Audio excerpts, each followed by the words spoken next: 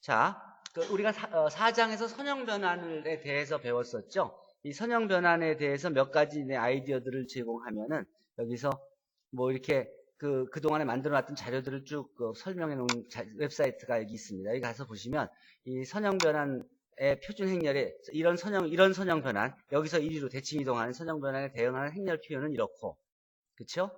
그 다음에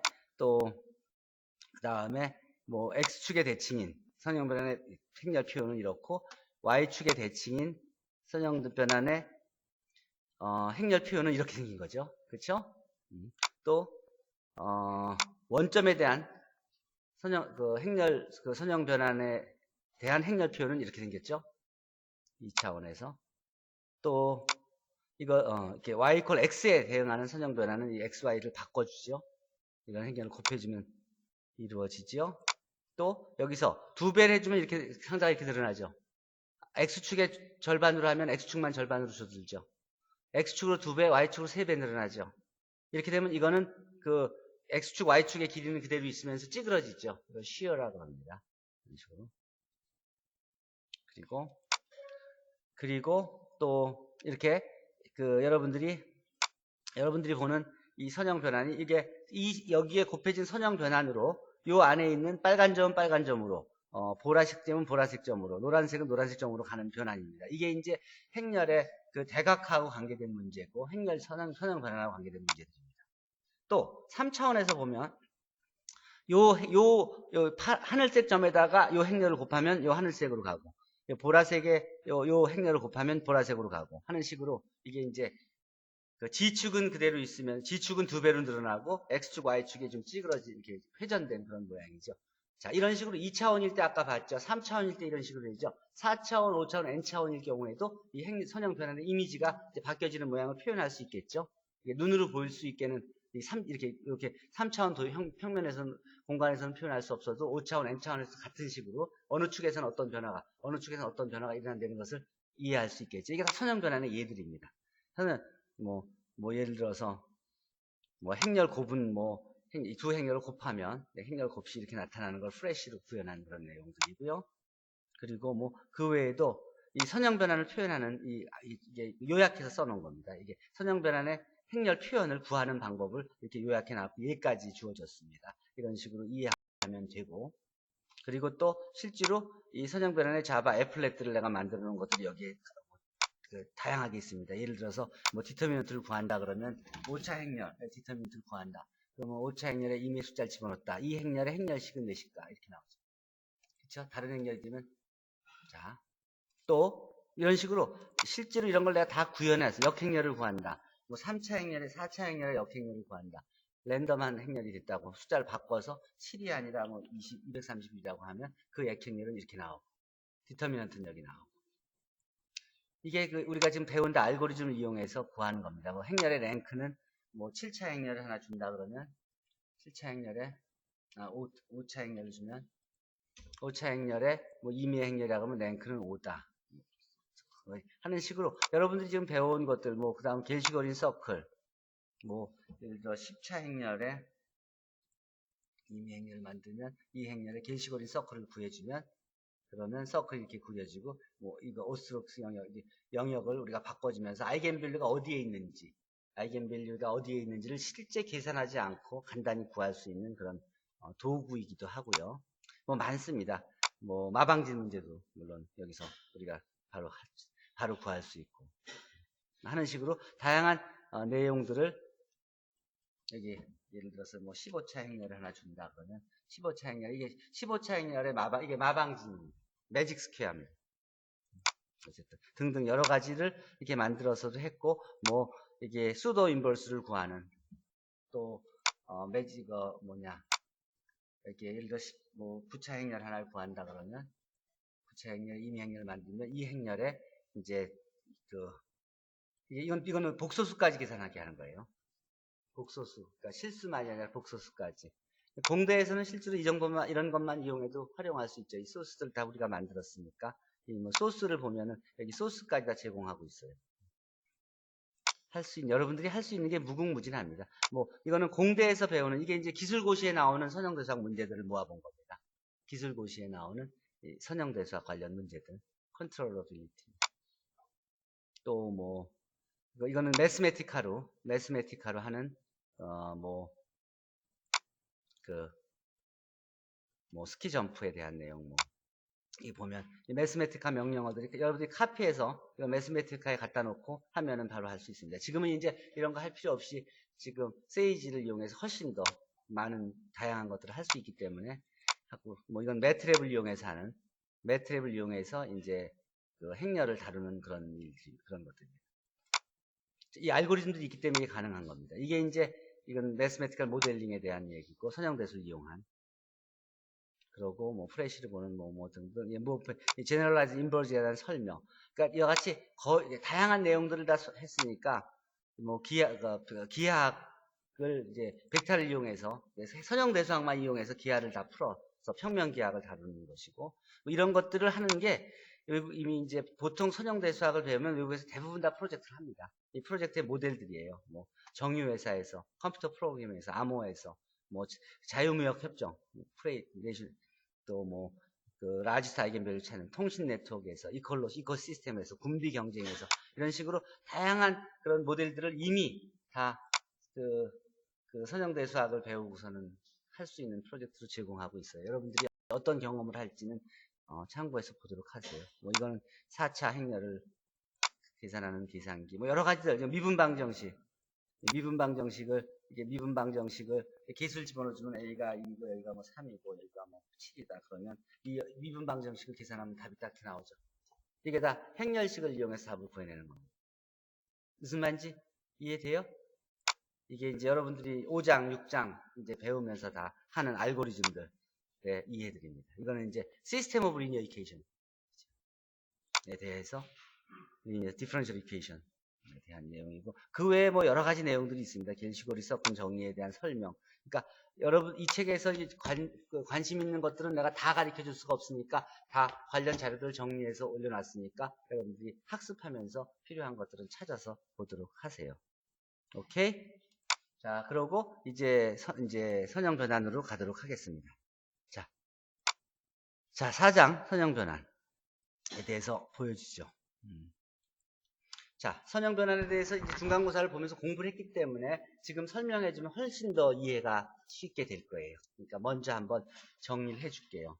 자, 이 선형 변환에 관련된 자세한 내용들은 여러분들이 기본적으로 선형 변환의 이제 정의, 선형 변환이 무엇이냐, 선형 변환이 무엇이냐 설명을 쭉 해줬었죠. 선형 변환은 이 두 가지, 벡터 에디션을 보존하고 스칼라 멀티플리케이션을 보존하는 그런 매핑을 벡터 스페이스상에서 매핑을 선형 변환이라고 하지요. 이 기하학적 의미는 라인을 라인으로 보내는 함수라는 소리죠.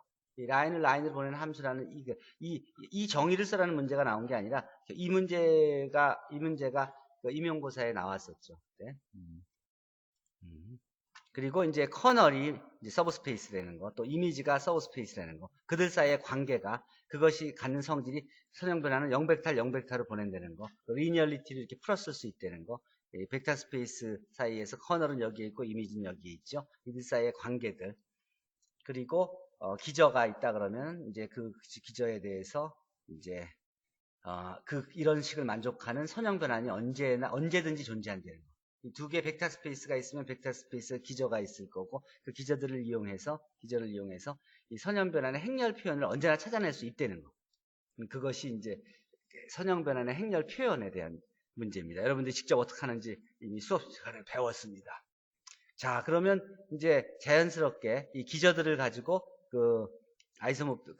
매핑, 그 중에서 특별히 아이소모피즘을 이제 건설하는 방법입니다. 이게 V1을 E1으로, V2를 E2로, VN을 EN으로 이제 보내면서 자연스럽게 그것들을 가지고 선형 변환을 만들면 이게 내추럴 아이소모피즘이 된다는 것이고, 그 얘기는 이 두 개의 벡터 스페이스가 서로가 구조적으로 다 같다는 소리입니다. 그 얘기는 이쪽에서 V에서 공부할 것을 이 스탠다드 베이스를 갖는 RN에 대해서 공부하는 거로 다 이해할 수 있다는 소리입니다.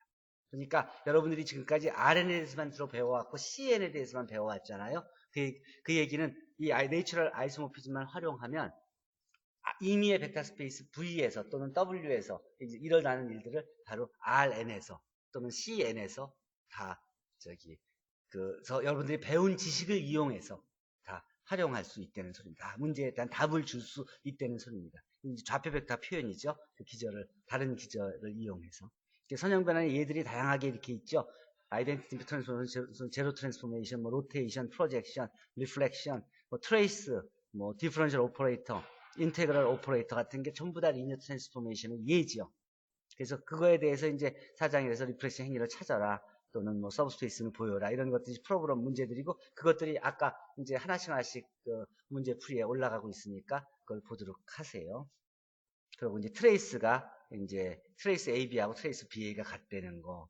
다 그 선형 변환이니까.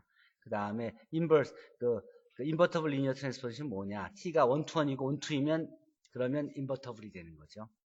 그러면 아이소모피즘이고, 그러니까 이 T가 인버터블 리니어 트랜스포메이션이라는 소리는 T에 대응하는 행렬 표현인 매트릭스 A가 인버터블 행렬이면 그 T가 인버터블 리니어 트랜스포메이션이 되는 거예요.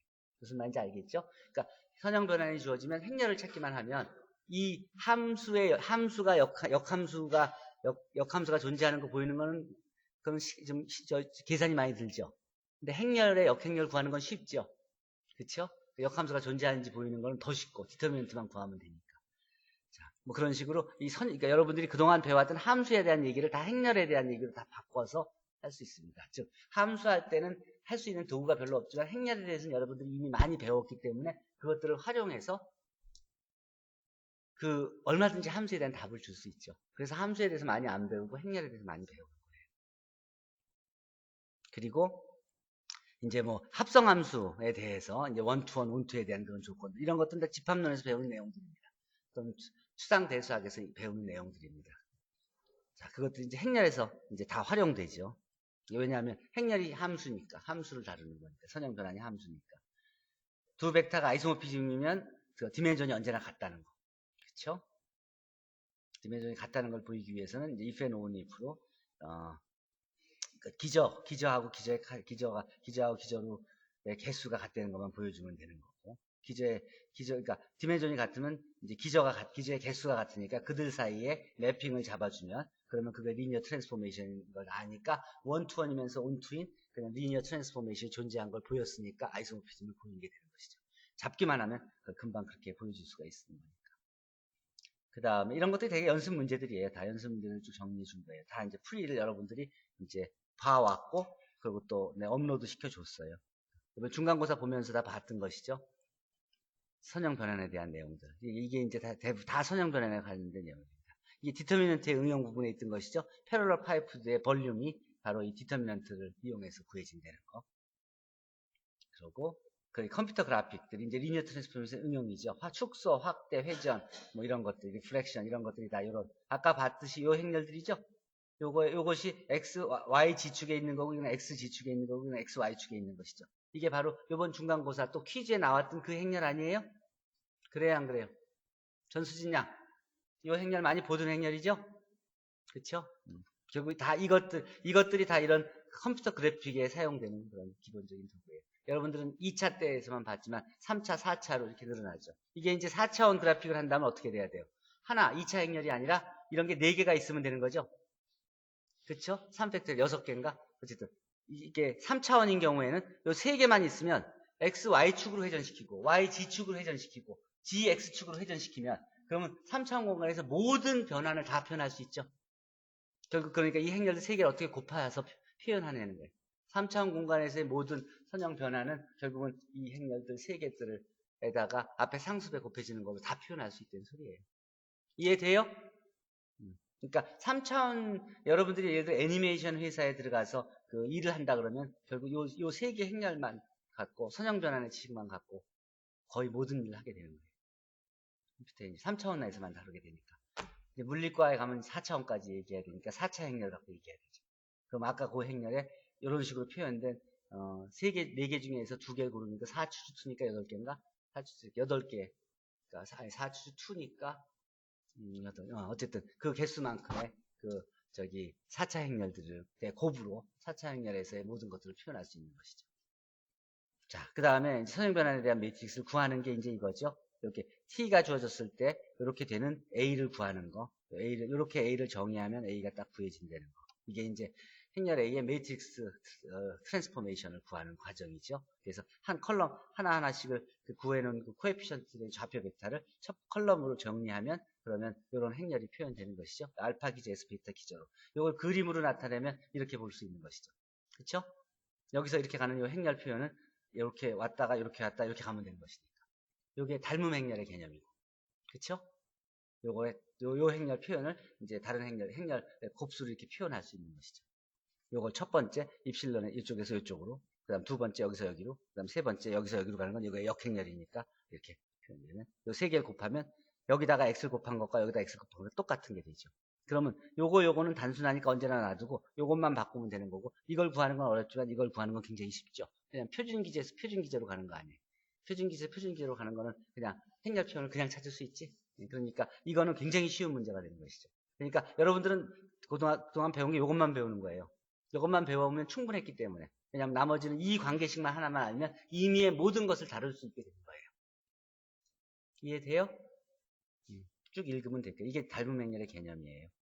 그 다음에 이제 표준 기조에 대한 내용들, 그리고 뭐 이게 다 문제들이에요. 연습 문제들. 여러분들 문제 풀이해 가면서 그동안 공부했던 거. 그리고 선형 변환들이 만드는 벡터 공간. 또 기저 변환. 기저 변환이 바로 여러분들 다 이번에 배웠죠. 시험 보면서. 그 다음에 그 관계, 이제 이게 코디네이트 체인지 매트릭스, 트랜지션 매트릭스가 기저 변환할 때 바로 그냥 곱해주면 기저 변환이 딱 되는 거 아니에요? 알파에 대한 표현이 요 행렬을 곱해주면 베타에 대한 좌표 벡터 표현으로 바뀌는 거 아니에요? 그러니까 행렬만 있으면 여러분들이 하는 모든 것들을 엄청나게 쉽게 얘기할 수 있는 거예요. 닮음 행렬이 갖는 성질들, 이런 것들이 사장에 있었던 내용이에요. 표현하는 방법인데, 결국은 이게 이제 인트로덕터리 리니얼 집에서 배운 내용들과 같은 내용들을 이제 다른 표현으로 썼을 뿐이에요. 개념만 알고 있으면 어떻게 썼건 간에 다 읽으면 다 이해돼요. 근데 개념을 모른 채로 잘 쓰여져 있지 않은 책을 읽으면 혼돈이 되지. 그렇죠? 그리고 잘 모르는 개념을 잘 모르는 사람이 가르쳐주면 그러면은 잘 이해가 안 되지. 그렇죠? 그러니까 잘 모르는 개념은 잘 쓰여진 책으로 그러고 공부를 하면서 모르는 걸 계속 물어봐서 개념을 분명히 해가면 여러분들이 공부하는데 지장이 없을 거예요. 자, 그렇게 하고 보면은 여기에 보면 그걸 근거로 해서 그 뒤에 쭉 이제 이 책에서 있는 설명 순서대로 벡터 스페이스에 대한 것도 얘들 아이덴티티 트랜스포메이션에 대한 설명들 여기서 여러분들이 책에서 본 리니어 트랜스포메이션 얘들 로테이션, 프로젝션, 뭐 대칭 이동, 리플렉션 그리고 주어진 행렬에 대해서 선형 변환의 존재성. 행렬이 주어지면 이제 그 행렬에 대응하는 선형 변환을 찾는 거, 뭐 기저가 주어지면 기저로부터 선형 변환의 존재성. 그렇죠. 똑같은 얘기죠. 그것들을 쭉 다시 한번 풀어서 우리 책 순서에 맞게끔 다시 배열해 놨으니까 여러분들이 읽어보면은 쉽게 이해가 될 겁니다. 증명까지 여긴 다 채워놨으니까 여러분들이 더 읽기가 더 쉬울 겁니다. 그렇죠? 좀 업그레이드 시켰죠? 그래서 이런 로테이션, 뭐 리프렉션 이런 것들을 다 표현했고 그거에 대해서 설명한 것 다시 아까 여기서 이제 선형되는 행렬 표현 구하는 것들 좌표 벡터 같은 내용들이죠. 이제 이 책에 쓰여 있는 내용이 더 이해가 잘 안 돼서 그래서 내가 더 쉽게 설명을 해서 보내는 내용이에요. 그냥 쭉 따라서 읽으면 여러분들이 시험 공부하면서 잘 이해 못해서 이번 시험에 틀린 내용들을 바로 이해할 수 있을 것입니다. 이해되죠? 오케이. 자, 그렇게 하고 그 다음에 시간이 이제 거의 끝났으니까 하나만 더 설명해 줄게요. 그러고 나서 4장을 설명하고 나서 궁금한 거 있으면 지금도 계속 물어보세요. 5장을 얘기해 줄게요. 이제 5장 우리가 배울 내용이에요. 5장에 대해서 이게 이 컴플렉스 인너 프로덕트 스페이스에 대해서 설명을 쭉 우리말로 이렇게 풀어서 써놨어요. 이 책에 있는 내용 그 순서 그대로 따라서 썼어요.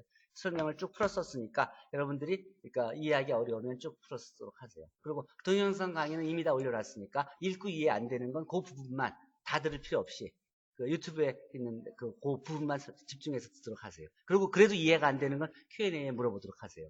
여러분들이 공부하고 있는 사이에 문제풀이들이 계속 올라올 테니까 문제풀이 보고 수정하고 거기에 문제풀이가 없는 것들은 여러분들이 정리해서 공부하면 됩니다. Q&A에 가서 보면은 여기에 5장에 대해서는 설명을 줬고 그 다음에 뭐가 더 있더라 내가 몇 가지를 좀 더 줬는데 몇 가지 더 줬는데 5장 문제풀이 과목 공지사항에 5장 학습자료 이 문제풀이들이 다 어디 있는지 알죠? 내 홈페이지에 가면 내 홈페이지에 가면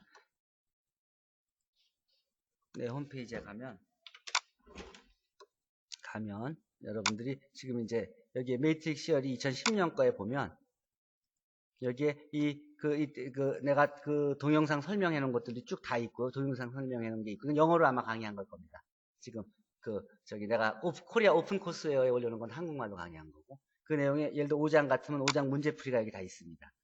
자, 여기 문제풀이를 보면 이렇게 문제풀이 해놓은 것들이 쭉 있어요. 여기 보면 풀린 문제도 있고 안 풀린 문제도 있을 거예요. 이 풀린 문제들은 이제 임세미 양이 쭉 문제를 풀어서 여러분들한테 다시 정리해서 올려놓을 테니까, 여기 없는 문제들 같은 것들은 윤군 집중적으로 풀도록 하세요.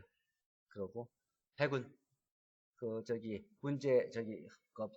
개념들 이해하면서 이해 안 되는 것들은 주저없이 질문들 하고. 오케이? 그래요. 그러고 또 누구야?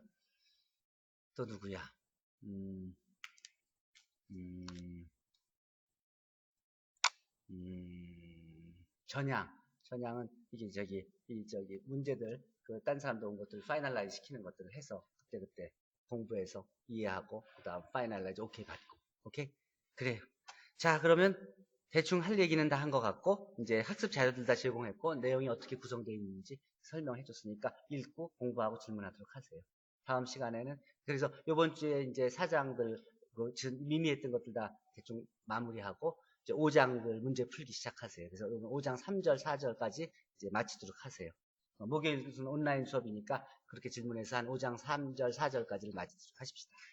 다음 시간에 그러면 내가 다시 5장을 리뷰해주고 그동안 여러분들 질문했던 것들에 대해서 궁금했던 걸 해결해주고 그 다음에 5장, 6장, 7장, 8장 어플리케이션 쪽으로 가는 것들을 하도록 할게요. 거기가 보통 보면 응용 부분들이라든지 심화학습할 것들이 좀 있습니다. 근데 관심 있으면은 뭐 2명이 한 팀을 짜가지고 관심 있는 걸 하나 골라서 하도록 하세요. 너무 어려운 거 하지 말고 너무 쉬운 것도 하지 말고 자기 능력에 맞게끔 적절하게 하도록 하세요. 자, 이상 오늘 수업에 대해서 오늘 배운 내용들 4장, 5장 어떻게 공부해야 될지 궁금한 거 있으면 질문하십시오.